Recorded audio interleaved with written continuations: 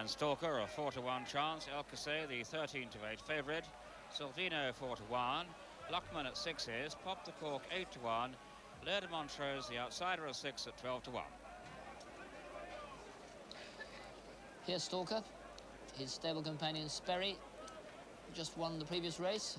Will make everyone feel pretty happy in the Peter Warwin 7 Barrow stable. This horse he's won 3 times out of his 7 races. He won the Gimcrack, and last time out he was beaten by his stable companion Luckman in the Mill Reef Stakes at Newbury, but he was giving Luckman 4 lengths. He only got beaten 3/4 a length, and it's noticeable that Joe Mercer, who beat him that day and who rode him that day, was beaten by Luckman, has not chosen to switch horses, so to speak. He is staying loyal to Stalker, and this is one of the reasons why. The Gimcrack Stakes at York last 2 races ago, when Stalker went clear of his field, it's the way he has to be ridden, rather like Sperry, has to attack. Storm Star, you may remember, was the hot favourite that day, the much punted horse, but Storm Star couldn't ever really close with Stalker, and Stalker just kept responding. He was 17-2 that day, and he won't be really as much as that today, but he's very tough. Some people say he's not that good. Well, he keeps doing it. That's the important thing. It's all very well having horses with big reputations. Stalker runs his race. If you back him today, you may get a horse more brilliant than him, but you're not going to have one more honest. There he is, going round, and he's going to have Joe Mercer on board. 50 years old Joe, but as you saw in the last race, it really is a suitable use of the cliche to say he's 50 years young. And the important thing is, he has chosen to ride this horse or stay loyal to him rather than going to Luckman, who beat him last time. So when John Oaksey talked to him before, he asked him how confident he was about the choice. Well, I hope so. The only thing I'd like to have seen today, I'd like to have seen a bit more cut in the ground, because he does tend to act very, very well on soft ground. I think today I meet him on 4th pound better terms for the defeat at Newbury. I see the stalls are drawing. We're drawing in the middle. The stalls are going to be placed in the middle today. As regards tactics, I think we'll just play it, see when the gates open, just play from there. You tend to swing along, Stalker, don't you? Well, he's very quick from the box, and there's no point in giving any advantage away by sort of trying to relax him in behind, because he doesn't relax. I tried that at Newcastle early on in the year and over 7 furlongs, and I'd rather give away a big advantage. As I say, he just trapped very quick and he likes to get on with it. So we'll play it by ear and see if anything wants to lead me today. Well, you can think he's going to trap out fast. He's drawn 5. It's over on the far side of them. But someone will have to come out fast, so they want to lead him. Number 6, Stalker. Colt by Carla Shikari. A swing easy. Bred by his enthusiastic owners. There's number 3, Luckman, his stable companion.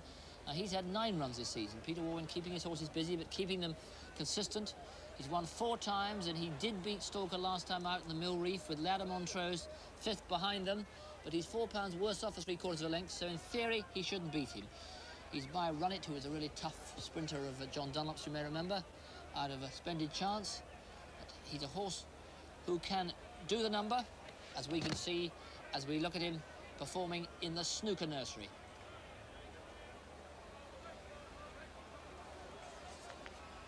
And Combus with the call in the spotted jacket from Stephen Song for dear life, indisputable, trying to make good ground down the centre of the track to steal the show and Fountain Bells. And Lookman throws down a challenge too, 1 out, but it's still Combus just the leader from Lookman now in full cry up on the outside, and Joe Mercer really stoking up Lookman to go on from Combus, who's rallying.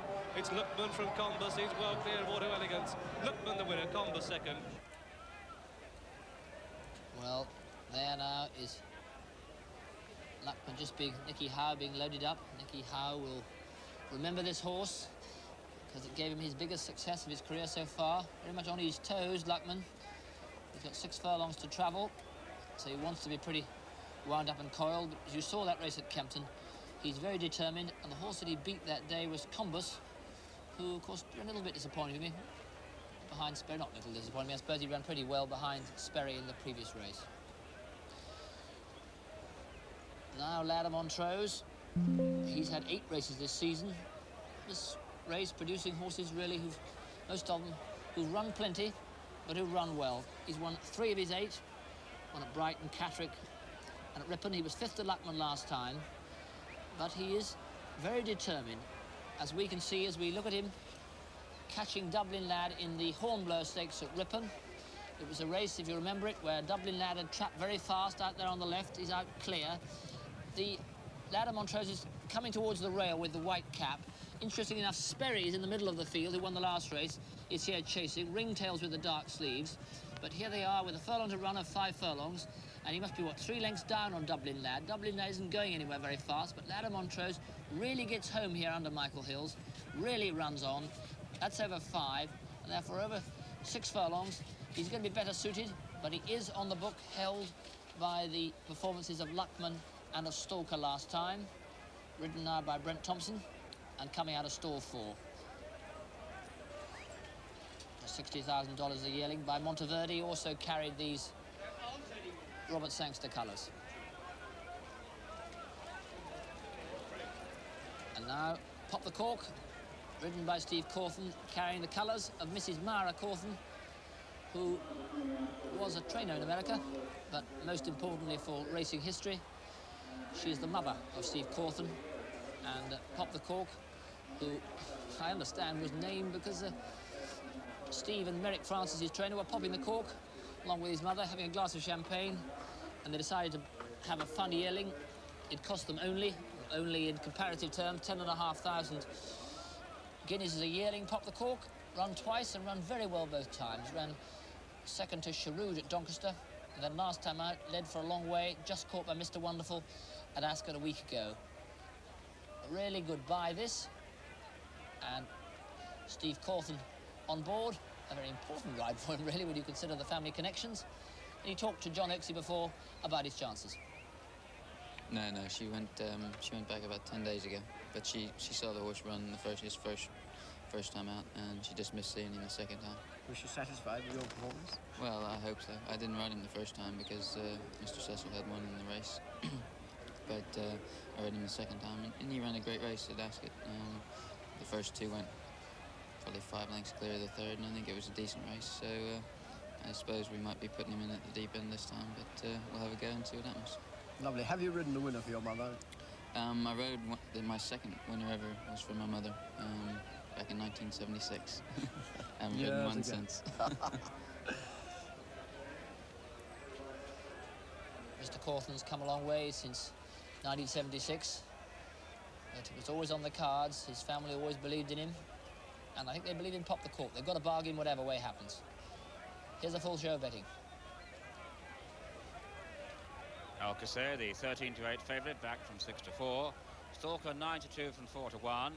And Silvino now out to 5-1, opened up at 4s. Luckman 5-1 from 6s. Pop the Cork steady at 8-1. And Laird of Montrose the outsider 12-1. They all show. And that's the favourite, going down pretty gently by Tony Murray. Or he's going as gently as he dares. He's pretty keen, this horse. He ran a good race first time out at Goodwood. See, Tony's only just got him. He then went to Yarmouth, and he absolutely slaughtered them. He won 6 lengths. It wasn't so much what he did, but it was the way he did it. He absolutely slaughtered home. Horse of Mick Ryan's Liam was second, and that's not thought badly of. And this is quite a small, round, strong colt by Elamana Mui, cost $500,000 as a yearling. And his dam's a sister to a very fast man you may remember called Bitty Girl, and a good sprinter called Hot Spark.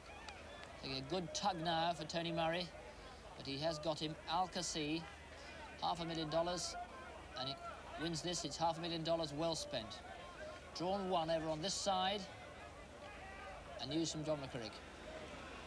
Both Peter Warwin's middle part winners, Habat in 73 and Formidable in 77, had also won Newbury's Mill Reeve Stakes. So that's a tip in itself. For Luckman, who's been backed 6-1, 11-2 is the very best price you can get. Most bookmakers are offering 5-1.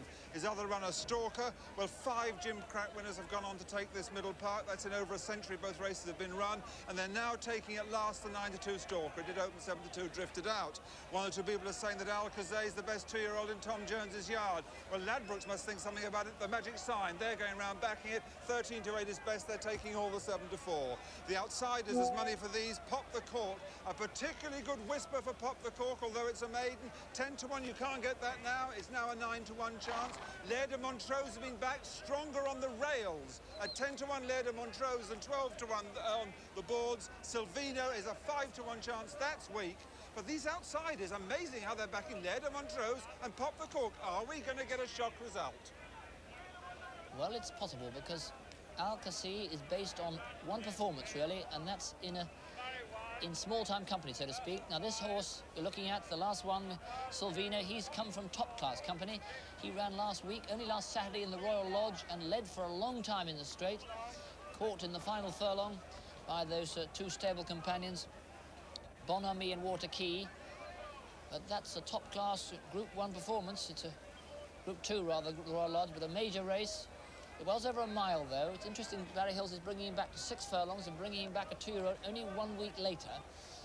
He won a race at Newmarket quite nicely earlier on, but when he ran over 6 in a race you saw on television, which Green Desert beat a Tall and Baccaroff, that was the July Stakes, he was well held that day. He looked rather outgunned that day, but Barry's obviously got him right now, and he thinks that now's the time to strike. He would have won the Royal Lodge at 7 furlongs, and if you had the winner of the Royal Lodge in here, he'd be a shorter price than 5 to 1. News from Haydock now. Well, following the objection, the result stands. The SP once again, 9 Dawn's Delight, 5 to 1. 7 Chaplin's Club, 6 to 1. 23 Laurie Lawman, also 6 to 1. 11 round. And at Chepstow, the SP in the 205, won by number 5 Thornton, 14 to 1. 4 Captain Dawn, 7 to 4 favourite. And 6 Princely Lad, 16 to 1. 7 round. Tony Murray clearing his nose. News from John. It's 6 to 4 the favourite. 26 favourites have won in 66 running since World War I. Very strong, this favourite. Alcazar 5 to 1 bar the one. That's Stalker and Silvino. 6 to 1 Lookman. Still nibbling at these two outsiders, Lair de Montrose and Pop the Cork. Nibbling at the outsiders, there's Stalker, who's going to jump out and go. Tony Murray, his horse got a very, very short neck. You'll see Tony's hands right close to the ears as Lookman just backing out. Silvino will be going in last. Normally, they're all going in. Silvino is supposed to be going in last. Our news from the start is Lookman is not in yet, and Silvino, who has given a bit of trouble before, will go in last. So there's Lookman. Silvino to come. Here's Graham for the Middle Park. Tattersalls Middle Park, 6 furlongs a trip. Silvino and Michael Hills riding that one. Alcací, the favourite nearest to us. Tony Murray looks attentively over to the starter. That's it, all in, and they're all out in a pretty level break too. Expect Stalker to go for home. He's doing just that. Silvino in the diamond jacket, Pop the Cork in the red, and then the favourite on the right of the group. And they're coming down the centre of the track, interestingly, and Lookman taking quite a strong hold, but his stable companion Stalker is setting the pace. To Silvino in second, Pop the Cork third, Lair de Montrose 4, then Lookman disputing last place, or at least third, fourth and fifth with Alcací, who really was extraordinarily impressive when he won at Yarmouth, but it's a big step up in class. Let's see how he copes. He's got 3 furlongs left to race. Stalker still leads from Silvino in second. Then comes Alcací on the right of the picture, the horse with the noseband. Lair de Montrose creeping closer, just in behind these. Pop the Cork finding this pace too hot. 1.5 to race. Down into the dips. Stalker going for home. Then behind these comes Silvino, Lair de Montrose, making ground upon the outside. Forget the favourite Alcací, will not win inside the final furlong. And it's Stalker who's clear. Stalker battling really gamely indeed, drawing away from Lair de Montrose and Silvino. And up toward the line, another pillar-to-post victory for Joe Mercer. Stalker wins, Silvino second, Lair de Montrose third.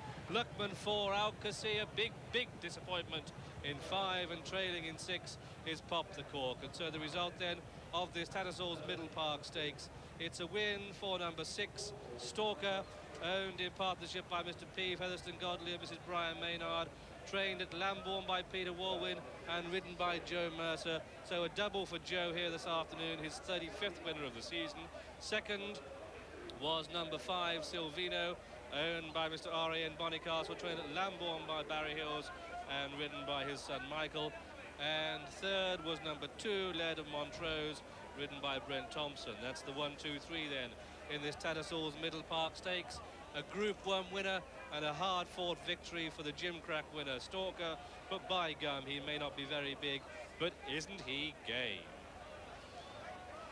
He started at 9-2, and you could probably have about 6-1 Alcacer already here, because he knew he was in a battle. It was very, very different, as we always feared from a race at Yarmouth, where you could take your time. There was never going to be any quarter asked here. Stalker was going to jump out and go, and poor Tony Murray is already having to ask, and Alcacer is being bustled out of his life. He can't manage it in this class at the moment.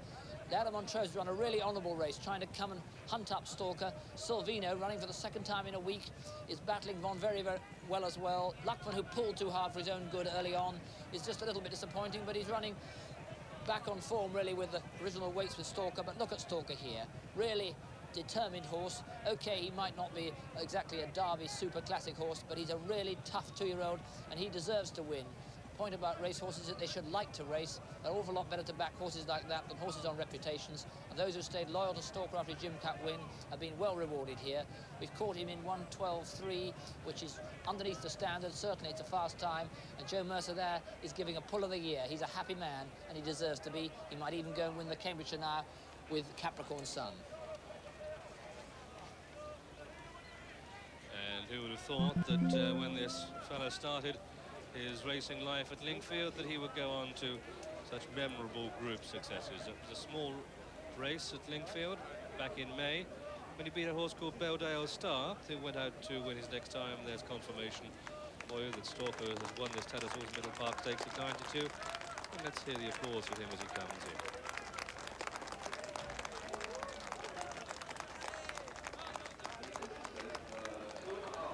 And he won by 2.5 lengths, with half a length between second and third. And there's our winner, the Game Stalker. Stalker returned the 9-2 second favourite, and he's now the 6th Gimcrack winner also to take the Middle Park. Lex in 25, Barham in 34, Crockett in 62, Batingo in 67, and Steelheart 11 years ago. So quite a select band that Stalker joins. And I remember saying at York after he won the Gimcrack that some people in the ring were saying he was the poorest Gimcrack winner since the war. Well, he's helping to disprove them by now going on and taking the Group 1 Middle Park. The second horse is Silvino at 11-2. The third, Laird of Montrose at 10-1. Alcacer went off, the 6-4 favourite. But here's the visual confirmation of those SPs from John Tyrrel. Thank you, John. First, number 6, Stalker, 9-2. Second, number 5, Silvino, 11-2. And third, number 2, Laird of Montrose at 10-1.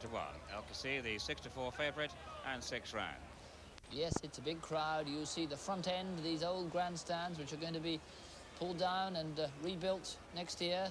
This is the crowd out the front, but the great thing about Newmarket is, of course, that they do come round the back. They come and do what is the unthinkable in some countries. They actually come and watch the horses.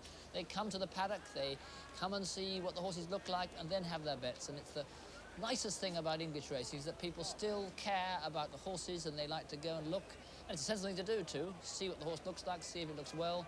And then at least you're placing your judgment on some visuals as well as just the form book. And plenty of them, of course, in the Cambridgeshire, no less than 31 runners. All sorts of possibilities. Can Joe Mercer make it a treble? He's won the first 2 races here. Capricorn Sun, his last Cambridgeshire ride. Lester Piggott, he's never won the Cambridgeshire, never won the Lincoln in his career. He never won the Cambridgeshire either. With Fish and Chips, he has an outstanding chance. The Queen hasn't won the Cambridgeshire. She has a very good chance with Leading Star. But one up against them all. I think Well Covered has a chance here. An outsider who won on Monday in nearly record time at Nottingham. Stays very well. They're going to go very, very fast here, and he'll be picking them up. An outsider for me. We've got one non-runner, you probably got it earlier, which is the Game's Up, number 34. At 31 altogether, stretched right across the track. We think the far side may be disadvantaged, but there's no proof of it, because the early pace will be on the far side. Let's see how they bet now. Full betting show for the William Hill Cambridgeshire. Fish and Chips, the 5-1 favourite, Leading Star and Capricorn Sun. Golden Beautiful, Tremblant, Immortal Dancer and King's Head all at 12-1. Kafuma a 16-1 chance. Virginal 20-1, and Rourke is 25-1 from 20s. Rumble, Wild Hope both at 25-1. Try to Stop Me at 28s. K Battery, Milk Heart and Well Covered 33-1. Also on 33s, Wiki Wiki Wheels, Vintage Toll, Moore's Metal and Indian Sign. At 40-1, Qualitaire Flyer, Scout's Mistake, Valley Baby and Killary Bay. Also on 40s, Come On the Blues and Alia Beer. At 50-1, Tom Forrester, Leonidas and Moon Dawn. And High Pitched and Scrummage are the 66 to 1 outsiders, all 31 show. And recent winners have been 20 to 1, 50 to 1, 22 to 1, 33 to 1. So don't get panicked by the prices. And this horse, Fish and Chips, is a very short price for a Cambridgeshire. He's 5 to 1 favourite, ridden by Lester Piggott. He's done absolutely nothing wrong this year except for one day at York when it was very soft ground. He obviously has a major chance, but he's a short price for the Cambridgeshire. He's drawn number 6, which means it's this side. This side group will be favoured in theory by the draw, but the early pace is likely to be on the far side. Here's Leading Star. Horse of the Queen's, he won last time out, beating Kufuma, but he's only run 3 times. That figures on the board are, he's at all these 3 runs. He ran over a mile in the St James's Palace Stakes, that's a top-class race. He then won a handicap. He's got a major chance here, but he isn't very experienced. Number 7, Leading Star, he's drawn 5 next to Fish and Chips. Ridden, of course, by Steve Cawthon. Number 20 there is Capricorn Sun. He is Fish and Chips' stable companion. Lester Piggott has chosen to ride Fish and Chips, so Joe Mercer, the man in form, rides Capricorn Sun. He also got a spare ride on Century City for Luca Kumani in the Cambridgeshire, and he won it on Century City. Capricorn Sun done very little wrong this year, and he's won 2 out of 5. He's drawn 13, and so it's a perfectly reasonable draw as well. Capricorn Sun, another one with a major chance, but he's quite a short price. Luca Kumani, who knows all about winning this race. 19 there's Moore's Metal. Now here's a horse who he is a bit of an outsider. Funny old horse this. He's only won once in 11 goes this season, but he ran very well in this race last year, and you can't completely count him out. He's 33 to 1. He's a sort of horse comes up to be placed at a big price. I find it hard to see him winning. But Moore's Metal drawn 11, which will be over on this side group. Ridden by Steve Perks, trained by Reg Hollingshead, also trains well covered. There's 22, Immortal Dancer, ridden by Walter Swinburne, who has this tremendous weekend because he goes to ride Chernazar in the Arc de Triomphe tomorrow. Immortal Dancer's won 2 of 7 at Redcar and Ascot. He's a really tough, consistent horse. He's coming back a furlong. He'd be running over a mile and a quarter and back a furlong. But he's a pretty decent horse. He has a major chance. Immortal Dancer, he's drawn 8. You're looking at Tremblant. He's drawn over on the far side, drawn 21 for Pat Edery. He's the winner of the Victoria Cup and of the Bunbury Cup, both over 7 furlongs. This is over 9 furlongs, don't forget. He's drawn over on the far side. He likes to go up with the pace. So does Leonidas, so does Come on the Blues, and so does Kilari Bay, and they're all drawn over on the far side. So an early reading of this race is that the early pace will be on the group over on the far rail. That's assuming that they stay over. It may well be that Willie Carson on Pat Edery rather on Tremblant will come over towards this way. He may tack across. Tremblant, drawn 21. And in the same colours of Mr. Khalid Abdullah, Prince Khalid Abdullah, is Bold and Beautiful. She'll be wearing the distinguishing white cap. She's a good mare. She's won 2 of her 6 races. She tends to hangs a bit to the right, but she's drawn 27 right over on that far side. That ought to help her really, because if she does get across at all, she can be steadied by the right-hand rail. Bold and Beautiful, ridden by George Duffield and drawn 27. Newmarket trained by Gavin Pritchard Gordon and changed hands to join Prince Khalid Abdullah. Only a fortnight ago. There's Try to Stop Me. Well, he's a horse who has never won over 9 furlongs. It's a little bit of a push to see him doing it. He ran a very good race in the Bunbury Cup behind Tremblant. He's 28 to 1. That's not necessarily desperately generous, I think, for Try to Stop Me. Talented horse, drawn 17, ridden by Richard Quinn, but never yet won over 9 furlongs. 18, that's Rourke you saw going through. There's 2, Kafuma. Kafuma, ridden by Gary Carter. He's got a visor on, there's blinkers with a slit in the back. He's drawn 25 over on the far side. He's won 2 races this year. He was beaten by Leading Star, quite clearly beaten last time out at Newbury. But he's a Lester Piggott reject. Lester could have ridden him, and in fact, people thought he was going to ride him, but he then changed to Fish and Chips. So Lester's judgment is that Fish and Chips can beat Kafuma. Drawn 25, ridden by Gary Carter. Now there's Rourke, ridden by Willie Carson. Well, he's been winning over a mile and a half. He's going to go hurdling, and he does run in the Cambridgeshire, but it's hard to see him winning over 9 furlongs, really. His trainer Dick Hearn, though, now having a wonderful season, though of course he's had the most appalling luck. After his tragic accident last winter, he's been making a great recovery, has now had an accident and broken his thigh. So Rourke, Willie Carson, and he's drawn 30, right over on the far side. Now, coming out now, just saw Kay Battery go through. There's Barry Baby, who ran last year. She was put to start and didn't concede. Alia Bear coming through here with Brown Rice on board from John Benson's Epsom yard. Some electing, it infuriates officials. Some jockeys don't want to go down early. They are called out and they walk on through one more. Wiki Wiki Wheels going through with Ray Cochrane. He doesn't want to come out. King's Head there with Greville Starkey on board. This has got a very good chance, really. He only had 2 runs there. Very inexperienced for a race of this type. He bolted in at Windsor. It was unlucky the next time at Yarmouth. 12 to 1. It means it'll be a lot of money for him. He's drawn 19. He'll be in the middle group. But he's very inexperienced. Only 2 runs. But the Harwood team have chosen to run him here, so they obviously think he's way better than his handicap mark. Tromblot just going through. Followed by Vintage Toll, funny horse to win on. Then Moore's Metal. Then walking towards us is Milk Heart. Then Lester Piggott on Fish and Chips. Then Joe Mercer on his stable companion Capricorn Sun. Then Qualitaire Flyer, who'll be one of the big outsiders. Then Immortal Dancer with Walter Swinburne on board. Then the other Abdullah horse, Bold and Beautiful, with George Duffield. Then the checks of Scout's Mistake from Tony Ives. Then the Royal Colours, Steve Cawthon on Leading Star. Then the Stars of Grumble. Then the Sash there of Wild Hope, the second of the Huffer Runners. Then Well Covered. Then these green colours. And coming out now will be Wild Hope, at long last elected to come through. Followed by Indian Sign, Taffy Thomas, then Virgin Isle, Pat Haslam's, Brent Thompson on board. The only grey in the field, which is Tom Forrester coming through from Epsom, Arthur Pitts with Ernie Johnson in the saddle. And now Wiki Wiki Wheels is coming through with Ray Cochrane. Looks quite far. Come on the Blues, following him the horse who's Pebbles' his lead horse, who won the Hunt Cup. Then Scrummage coming through. Now Try to Stop Me, colours we've seen a lot this season. Then Kalari Bay, one of the likely front runners. Rourke, we've just seen, of Willie Carson's going through.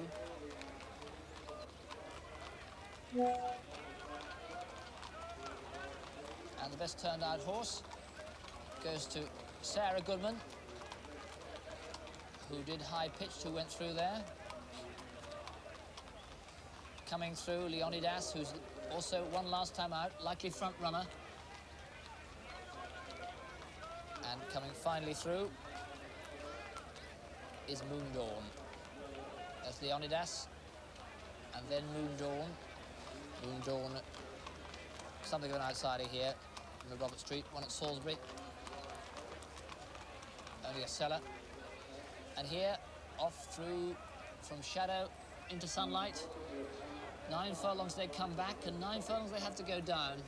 And no one's ever done a comparative study, but one has to think that if a horse is going to canter fast 9 furlongs all the way to the start, I think Scrummage is pulling a fair bit there with young Alan Proud, trying to get to the safety of the rail, what jockeys do with horses that pull. You can see them going across to that rail there, trying to get the horse's head near the rail to try and stop him tanking off with you, because you can just see what it's like. Goes to some horse's head like a double whiskey, I can tell you. They've got 9 furlongs to go down for this William Hill, Cambridgeshire.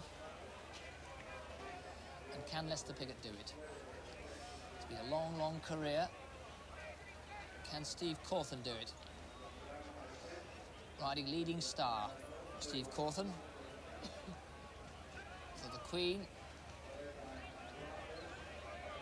And just got him nicely tagged there. So as he only just tagged, actually, Leading Star very keen. Steve doesn't want to get going completely. While we wait for him, here's the betting. And Leading Star, a 12 to 1 chance. Fish and Chips still heads the market at 5 to 1. Capricorn Sun, Bold and Beautiful, Tremblon, Immortal Dancer, and King's Head all at 12. Kafuma is 20 to 1. Virgin Isle is 25 to 1 from 20s, as is Rourke. Wild Hope also at 25 to 1. And Grumble now 28 to 1 from 25s. Try to Stop Me at 28s. K Battery, Milk Heart, and Well Covered all at 33s. Also on 33s, Wiki Wiki Wheels, Vintage Toll, and Moore's Metal. Indian Sign is 40 to 1 from 33 to 1. And also on the 40 to 1 mark, Scout's Mistake, Barry Baby, Hillary Bay, and Al Yabir. Also at 40 to 1, Come On the Blues. Leonidas and Moon Dawn and Qualitaire Flower all 50 to 1 chances. Tom Forrester is 66 to 1 from 50s. High Pitch at 66 to 1. And Scrummage now the 100 to 1 outsider of 31. Now Steve Cawthon is been taking a fair old tug leading Star, which perhaps won't matter quite so much, because last time out he ran over 10 furlongs. And he's coming back to 9 here. And so John Oaksey asked him, how much did he think that the trip might now be a bit short for him?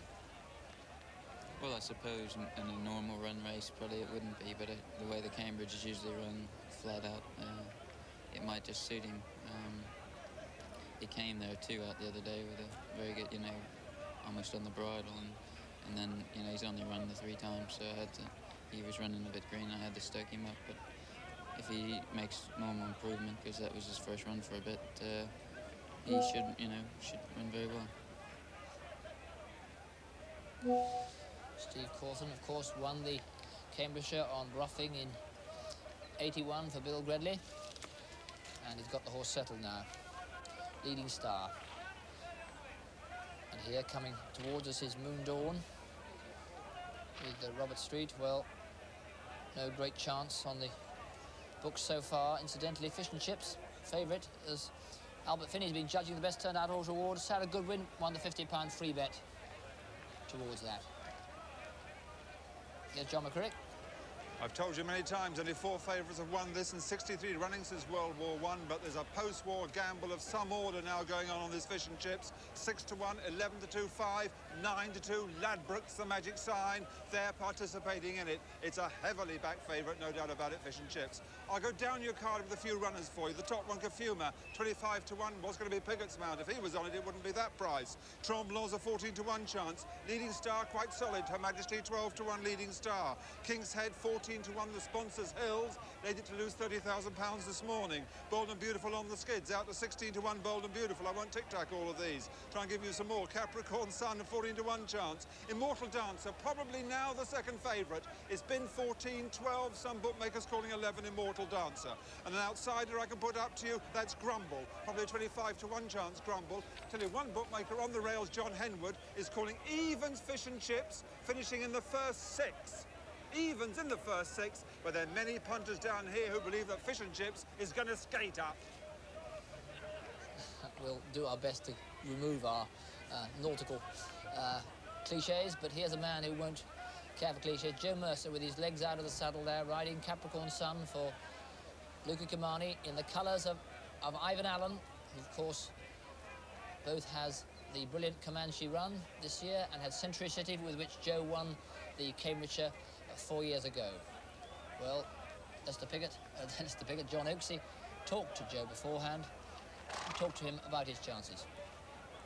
No, I haven't.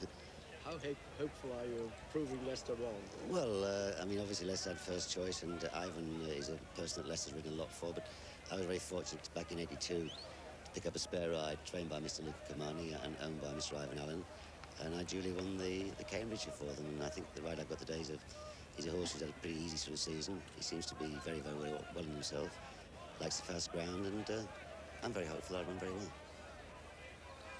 I think he will. He'll run very well indeed. Drawn 13, don't forget, Joe, and feed out of the stirrups at the moment. 50 years young, Jay Mercer. Well, jockeys moving around, getting in position. There's Bold and Beautiful. You see George Duffy's got off. Every little counts. You can win the race by a short head. And Bold and Beautiful is a horse in form, and we can see her in the Hillfields Handicap at Kempton, and in fine form, Bold and Beautiful. coming to attack, Bold and Beautiful.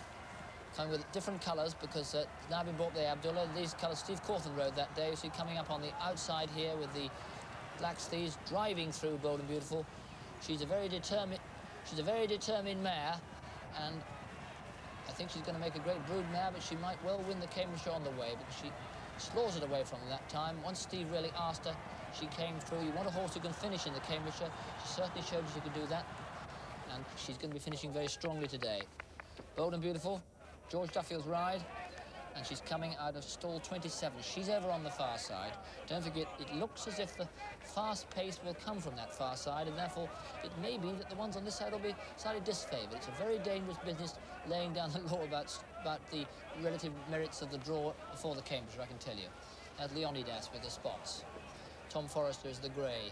Fish and Chips going through there with Lester Piggott. Here's Immortal Dancer with Walter Swinburne.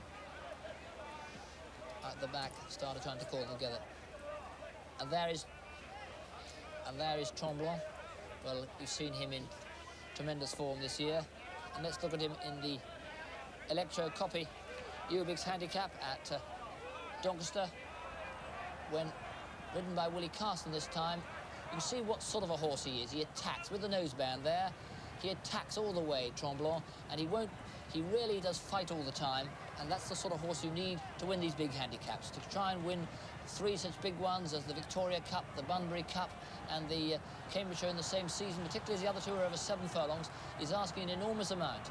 But he is a very tough, consistent horse. I was talking to Ron Smythe, his trainer, this morning, and he says you're going to get a very big run out of him, and he doesn't mind his draw. He's drawn over on the far side, 21. He says he wants to, he can come across. Take some time for them to trail round. More news from John. Tremblant now out to 16 to 1 from 12 to 1. Not wanted Tremblant. The office is sending money still in for this favourite Fish and Chips. Ladbrokes, Mecca are backing it, but the bookmakers at last are standing up against it. They tried to bring it into 4 to 1. It's now back out to 9 to 2. The bookmakers have had enough of Fish and Chips and say, well, if you want to take this price, good luck to you. What would you prefer to back, Fish and Chips or Stalker in the last race? Admittedly, Stalker's won, that helps. But what a difference it is in the price. Leading Star, Her Majesty, clear second favourite now, 11 to 1, and very tight Immortal Dancer at 12 to 1. It's 14 to 1 bar, but at last bookmakers have realised that Fish and Chips is an absurd price. They're standing it 9 to 2 the field. Yes, he's short. Here's another tough horse, Immortal Dancer. He's been running over 1.25 miles, not like Leading Star. We've run an awful lot more over 1.25 miles. We can see him in the Variety Club day at Sandown when he went clear. He did get caught in the end, but goodness, he did run. 2 out, the favourite goes for home. It's Immortal Dancer in the lead. From Imperial Bid second, Indian Hal has been held up for a late run trying to get the trip, but with just over 1 to race, it's Immortal Dancer who strode out fluently down at the start and striding out fluently up the head of the leader, some 2 to 3 lengths from Imperial Bid. Rebel Starkey who's closing. Imperial Bid on the favourite Immortal Dancer. Immortal Dancer from Imperial Bid. Immortal Dancer, Imperial Bid is going to be close at the line. It's desperately close. Immortal Dancer just from Imperial Bid. Well, in fact, he did just get touched off, but you see what a tough performer he is. The stout team, very hopeful this could be the start of a big double with Chernazar, and he's likely to run very, very well, Immortal Dancer. He's drawn 8 this side, close to Leading Star and Fish and Chips. So the watcher really has to work quite hard in this race. You've got to really concentrate before the race starts to try and pick your horse through. Immortal Dancer, ridden by Walter Swinburne. Judy Grange, assistant starter, trying to shoo some of them round. There's Leicester and Fish and Chips. Well, he looked a really smashing horse last week. Last Saturday at Ascot, Alyabur led him. Long way clear Alyabur was, but Leicester was always biding his time. They'd gone very fast and he sluiced through. One poor run this year was in soft ground, but he certainly hasn't got soft ground here. Incidentally, Stalker ran the Jim Crack in 1:12, the Middle Park at 1:12.1, which is well understand a very fast time, and they're likely to do a very fast time in the Cambridgeshire, I'm telling you. More betting from John Tyrrel. Fish and Chips now the 4 to 1 favourite. Leading Star and Capricorn Sun. Immortal Dancer and King's Head all at 12 to 1. Bold and Beautiful out to 16 to 1, open up at 12s. Trombone also a 16 to 1 chance. Kafuma 20 to 1 from 16s and 25 to 1 Bardos. I tell you, I've had a little bet on Well Covered here. A horse who won on Monday is in form. people tend to get just carried away by the 4 main favourites. What's one saying is that Fish and Chips and Leading Star and things are just a bit too good for the bottom weights, but when you're giving lots of weight away to quite decent horses who are in form, weight does anchor anything, and it just might anchor some of these. There's Bold and Beautiful, and Indian Sign, and here's John. Still more money for Fish and Chips. 4-1 clear favourite now. Outstanding. Ladbrokes are backing it. Her Majesty's Leading Star. Hills are in for that. 11-1 with Immortal Dancer. It's 14 bar the 3. That brings in King's Head and Capricorn Sun. Tremblant a 16-1 chance. But it's Row 4-1 this. Fish and Chips. Thank goodness I'm not on at that price. Well, those last two on the right, the last two to go in, they're both tricky in the stalls. Bold and Beautiful and Indian Sign. You can hear Judy Grange calling out 3 to go. Leonidas is also a bit tricky. He comes out pretty fast, though, I can tell you, and he's drawn 28. So the thing to look for when they fire is to see whether they divide, as we think they probably will, and if so, whether that far side will actually leave them. And watch for Leicester from stall 6. Cambridgeshire coming up. Commentator John Penney at the start. Thank you, Ralph. Yes, just waiting for Bold and Beautiful, the last of the 31 to be installed. And they're on the starter's orders, and they're off. And they come out to a pretty level break, and showing good early speed as they start to settle down is Scrummage, Quality of Fire. And then comes Well Covered, Scout's Mistake. And so running through the first furlong, Scrummage, one of the leaders from Leonidas on the far side. Then comes Come On the Blues, just in behind them Tom Forrester. Then comes Indian Sign, Kalari Bay. They've run very nearly the first 2 furlongs. Leonidas, the leader from Come On the Blues, and just in behind them Indian Sign. The Indian Sign is then followed by Tom Forrest and Kalari Bay. Then there's a gap back on the far side to Bold and Beautiful. On the near side is Trying to Stop Me, Scrummage and Vintage Toll, and then just in behind them comes Wild Hope, and towards the rear of the field as they pass the 6 markers, Leading Star, Immortal Dancer and Milk Heart. And so they're split into 2 groups. Leonidas at the head of affairs on the far side. So as they now start to run towards the 5 marker, Leonidas just about still in the lead, back to ground. Split into 2 groups, and on the far side, the overall leader then. On the far side, Alia-Beer, Kafuma racing up there too. Also coming with a run, Come On the Blues, Leonidas bang there. But the stand side now beginning to make good ground. Scrummage has done her work, but still just has it from Virgin Isle. The favourite right on the stands rail, Fish and Chips, makes good ground. Just over 2.5 to race. Scrummage still the leader from Fish and Chips and Virgin Isle on the near side. On the far side, it's Kalari Bay. Also up with the pace is Indian Sign in the white jacket. 2 out. An Indian Sign on the far side from Come On the Blues. Finishing strongly on the far side is Tremblant with a pink cap. On the near side is Fish and Chips, who leads from Capricorn Sun and Scrummage, and they've got 1 furlong left to race. And Tremblant is the overall leader on the far side. Tremblant in the pink cap from Bold and Beautiful. Finishing very strongly is Kafuma. Capricorn Sun and Fish and Chips won't win. They're on the stand side. Tremblant's going to win it at the post. Tremblant is the winner. Kafuma second, Capricorn Sun third, Rourke 4, then Bold and Beautiful 5, Scrummage 6, Wiki Wiki Wheel 7, Wild Hope 8, Leading Star 9, Indian 10, then Indian Sign came 10. The back markers include High Pitched, and last of all was in fact Moon Dawn. And so the result of this, the William Hill Cambridgeshire to win in quite emphatic fashion for number 3 Tremblant, owned by Mr. Khalid Abdullah, the 16-1 winner of this tremendous handicap.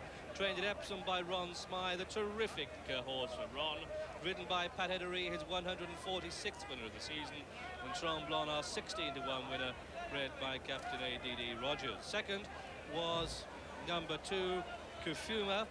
Terrific race for top weights then. Kafuma, ridden by Gary Carter. And third, I think we'll find, was number 20, which was Capricorn Sun, ridden by Joe Mercer. Joe Mercer's good run today continuing. Leicester simply got it wrong. He chose Fish and Chips, who finished behind. Well, I think we'll find the 4th horse home was number 18, Rourke, ridden by Willie Carson, who at one stage was lined up to ride Tremblant. Tremblant was an emphatic winner at Doncaster when he came home there. He came home in style. Then Ron had asked Willie Carson to ride. Willie couldn't do it because Stable had a runner in Rourke. Tremblant proved to be the case, proved to be the winner, and Tremblant came home well. What a lovely horse he is, Tremblant. The distance doesn't seem to matter to him. The race doesn't matter to him. He always runs his race. And as so often happens, all the early pontifications about the draw went up to Swanee because it didn't matter where Tremblant was drawn. He was always actually going to win this Cambridgeshire. He's just a really tough, consistent, good racehorse. On the rail there, Lester Piggott knows now he's not going to win the Cambridgeshire ever in his career. He's working hard, but he's looking over to the right. You can see Capri's own son has the legs of him. His stable companion even chose that one wrong. Gafuma, Lester turned him down. He's running really well in the blinkers. But over to the far left, there's Tremblant and Pat Edery.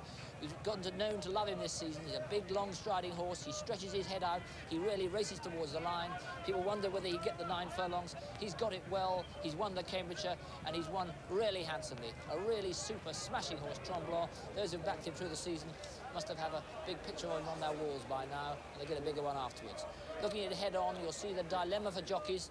If you're on one side and your main opponent is out away from you, he's some 50 yards away from you. It's hard to judge, but basically hardly they worked this side. They weren't going to catch it. It was a perfectly fair race, really, because I don't think you could argue that the side was favoured in front of the other, except for that the early pace was over on that far side. In fact, he's hanging a bit across the course under pressure, Tremblant, but he's well clear of anything, so there won't be any problems. Pat, in fact, as he does drift, looks to the left, and it's a very happy sight. He looks and he sees all the rest beaten, and he's won the Cambridgeshire. And a very fast time, 1 minute 49.88. That's what, 2 seconds under the standard, and it's only just 1.5 seconds slower than the record. A very fast time. It was always likely to be, and that's a very good performance, I'm telling you.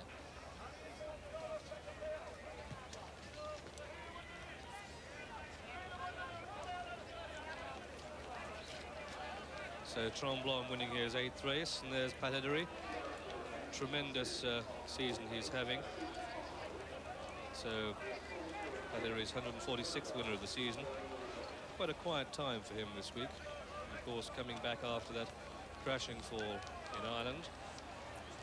And in fact, the judge has called for a print to determine the 4th horse home.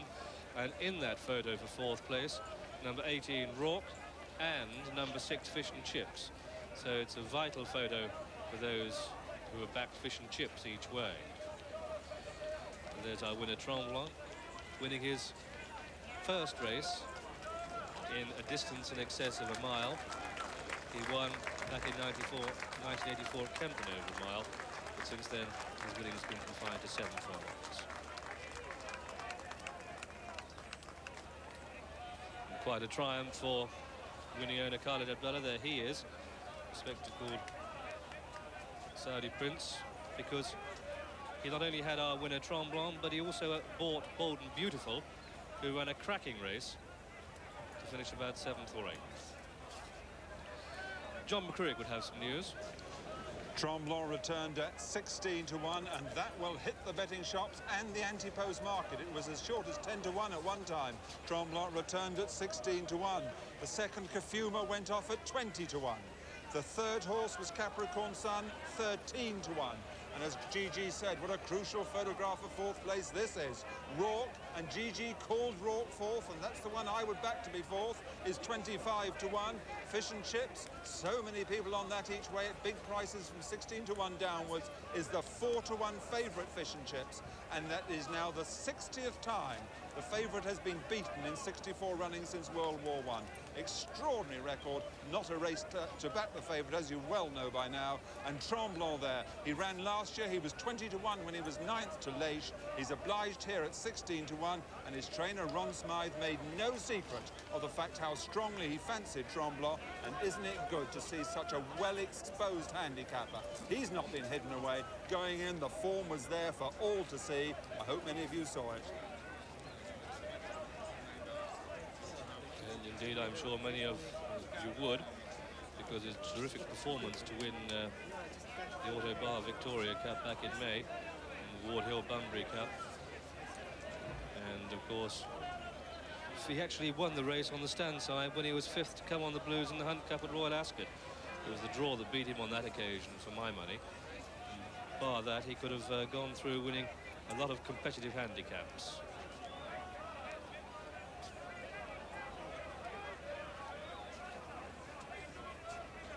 Well, we said it was a training triumph. Indeed it was. Here's the man who did the triumph, Ron Smythe. congratulations. Thank Rob. you, Brough. Yes, it's great horse. We've been with you. We've been with you all year, it seems, with Tremblant. Yeah, well, he's done everything right all his life. He's a real, genuine horse. And no horse could have been more impressive with what he was today. They were worried about him getting a mile and a furlong. I think he'll get whatever distance we want him to get. Well, I quite agree. He just seems to do it all the time. All the time. He's a real try. This will be a happy sight for you, Ron. The replay with Tremblant coming up in a second. And were you worried beforehand about this draw being on the far side? Well, I didn't know, and no one else did, which was going to be the best side, because they're literally, although the selling plate was run on either side and the far, they won this side, but up until this race, they'd never divided. I felt you see them this side. Yes. But you, in fact... But he was always going well the whole way through, and no sooner I picked him up. And, of course, this last furlong with the uphill climb, he was going to weaken. This is going to weaken. I don't think Pat even picked his stick up, did he? No, he got a crack in there. One crack, yes, he did, yes. But he's cantered in, isn't he? Oh, well, he's won the Victoria, the Bunbury, now the Cambridgeshire. That's a record, isn't it? Well, he absolutely. He's done that.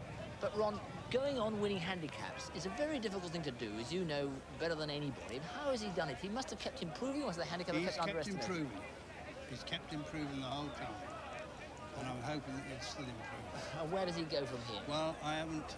Prince Carlet he's going to make a decision shortly what's going to happen to him. Well, Ron, how far do you think he'll get? OK, he's now got up to 9. Personally, I think on good ground, he'll get a mile and a half. A mile and a half? Yes. Why shouldn't he? Well, he's by double form. We all think he was a 7 I know, but then a lot of horses are sprinter bred and they get 2 miles. No, I think today, another 2 furlongs, would he have got beat? I wouldn't want to get in against him. He also seems a really tough horse when he gets into a battle, Ron. He'll battle with anything. What about at home? You've always got to give him a tap to let him know what's happening. But anyhow, he's won. And Ron, what about him at home? Is he like all right at home? I hear the cheers are going up. We never asked too much. OK. Thank you, Ron. Okay. Here comes the presentation. Prince Khalid Abdullah receives the trophy for the William Hill Cambridgeshire. He's a happy man, and don't forget, his colours tomorrow will be part of the English invasion force. They will be going to the Arc de Triomphe with Rainbow Quest. So Prince Carly collects, and now the big cheer will go up when Ron Smythe, the great popular avuncular figure. He was a very stylish, and I might say very thin, hurdle race jockey in an earlier life, and he's now an extraordinarily skillful trainer who likes to tell me he's forgotten more than any of us will ever learn. And he still remembers a fair bit, I can tell you. One particular William Hill's punter, I'm told, has skinned their book. He had 5,000 quid on at 16 to 1. Now Pat Edery, big cheer goes up for him. Pat, he had that terrible fall at Leopardstown, what was it, in Doncaster about 3 weeks ago, and really horrible calls were coming through as to how bad injured he was. He was in hospital for, what, 4 or 5 days, but he's bounced back. He's won the Cambridgeshire, and of course, he rides Rainbow Quest tomorrow. Use John. Rainbow Quest. It's certainly been a gamble now in the Arc de Triomphe. Both Hills and Corals have shortened it up to 8 to 1 Rainbow Quest for tomorrow's Arc, and what a fantastic weekend that would be for Khalid Abdallah. Sagas is 11 to 10 on favourite with the major firms and 5 to 4 on with one of them, but on the rails here, bookmakers will give you even. So if you dash down to Newmarket, you can get even Sagas, and it's only 4% beeswax, not the 10% in the shops. 4% tax, even Sagas, and it's 7 to 2 Shernazar, that second favourite for the Arc. Well, the Arc's tomorrow, and this man rides in it. Pat Edery rides Rainbow Quest, but let's first of all talk about Tremblant. Had you ridden him before, Pat? No, it was my first time riding him, and Mr. Smythe, told me he was a very straightforward horse and just ride him to get the trip, but the way he won today, he get further. Smashing horse. Pat, Rainbow Quest win tomorrow? Well, he must have an excellent chance. He's a good horse, and he ran a tremendous race in the King George. He got a nice draw, and if we can beat Sagas, we'll win. Thank you, Pat. Good luck. Thank you. And now, use John Tyrrel. First, number 3, Tremblant, 16 to 1. Second, number 2, Kafuma, 20 to 1. Third, number 20, Capricorn Sun, at 13 to 1. Still a photograph of the 4th place. Well, the betting in France depends on whether the horses are in the same ownership or with the same trainer, and that's why you find Sagas, Balitou and Heraldiste combined at 2 to 1 on. They are with the same trainer. Shernazar